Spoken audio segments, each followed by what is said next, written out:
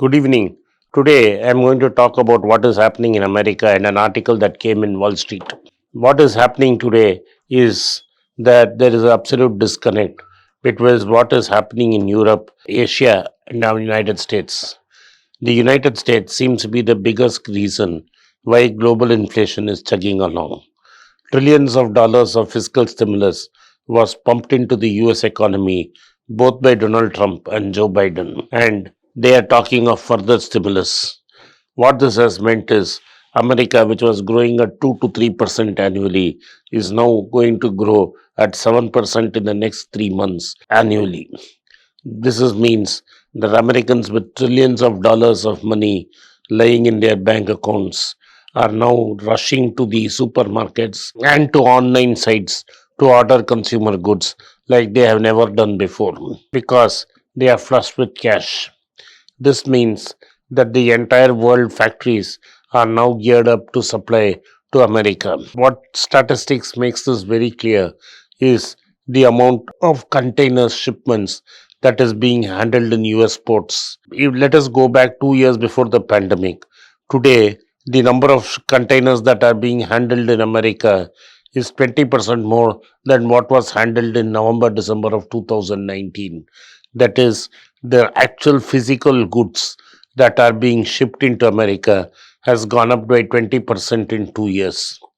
This is unprecedented, and this is what is causing a huge supply chain problem across the world. In China, factory prices are rising at a rate much faster than what consumer prices are rising in China.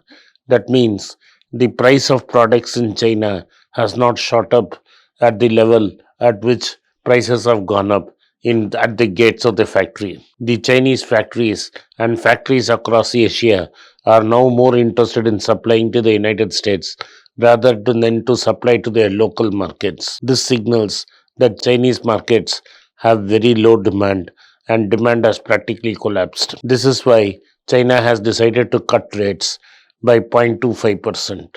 So China has decided to follow a loose monetary policy to stimulate demand. Already, their strategy of going broke by building continuously has come a cropper with the Everglade crisis, where builders are now defaulting on bond payments across the world.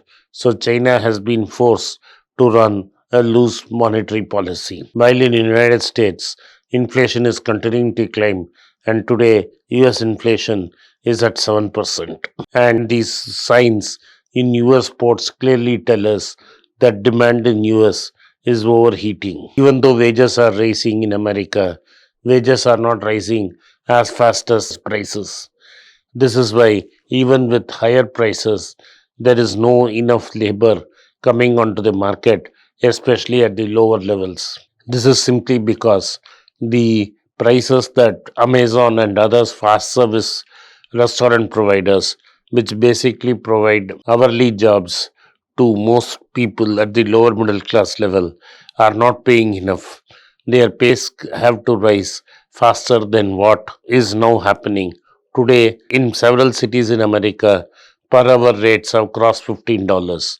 This means that this is far higher than the minimum wages demanded by Kamala Harris and the rest of the people. Even if wages rise, people are not simply willing to come and work in America.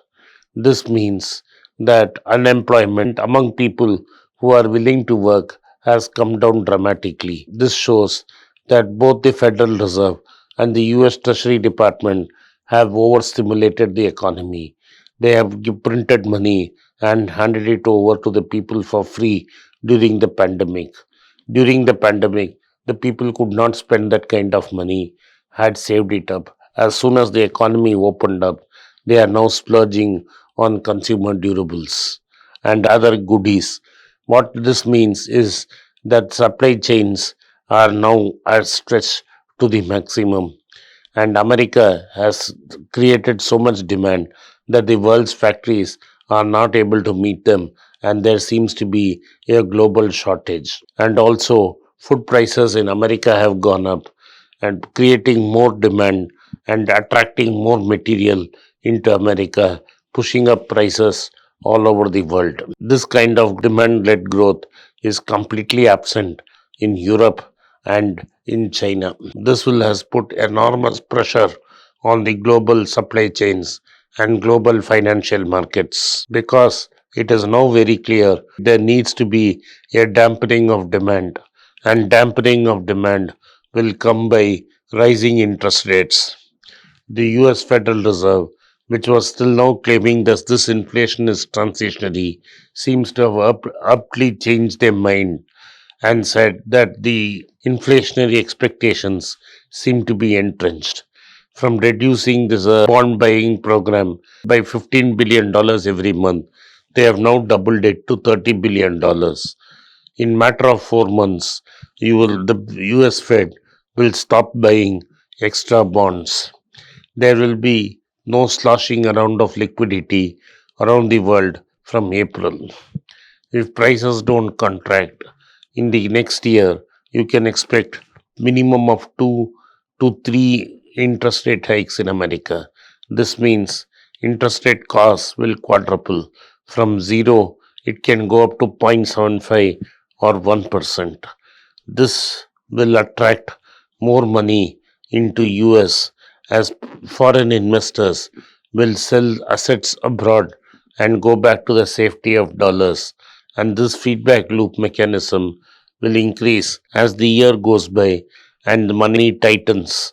So you already have a specter in India of foreigners selling stocks and taking their money out, and RBI being forced to sell several billion dollars in the market to maintain parity. The rupee went up in the last 2 days because the RBI intervened and supplied dollars into the market from its kitty. This means that this problem is going to be accentuated over a period of time, and inflationary pressures are not going to disappear overnight. Thank you for watching. Be rich. It's a great privilege and honor that so many of you in thousands have subscribed to my channel and have supported me. I have written 2 books in English, The Alchemy of Money and Ordinary Stocks, Extraordinary Profits. These books are published by us and are ready. If you want to procure a copy, send us a message to the WhatsApp number given below and my team would respond to you. If you want an Amazon Kindle copy, you can click the link below. Finally, those who wish to consult with me can send a mail to berichenglish@gmail.com. Once again, I thank you for your support. If you like this video, press the subscribe button of my channel, hit the like button and turn on the bell notification. नमस्कार, मेरा नाम आनंद श्रीनिवासन है और मैं एक personal finance consultant हूँ। मैं 2 YouTube channel चलाता हूँ पर्सनल फाइनेंस के बारे में। एक मनी पेज तमिल में है। मेरे बहुत से दोस्त बोले कि मैं हिंदी में एक चैनल शुरू करूं, तो मैंने एक पैसा बोलता है नाम का एक हिंदी चैनल शुरू किया है। मैं पर्सनल निवेश के बारे में ही बात करूंगा। आप उसको सब्सक्राइब करें, अपने दोस्तों को शेयर करें। अगर आप हिंदी नहीं जानते हैं तो पैसा करें, जो आपके दोस्त हिंदी जानते हैं उनको सब्सक्राइब करने के लिए आग्रह करें। धन्यवाद, नमस्कार।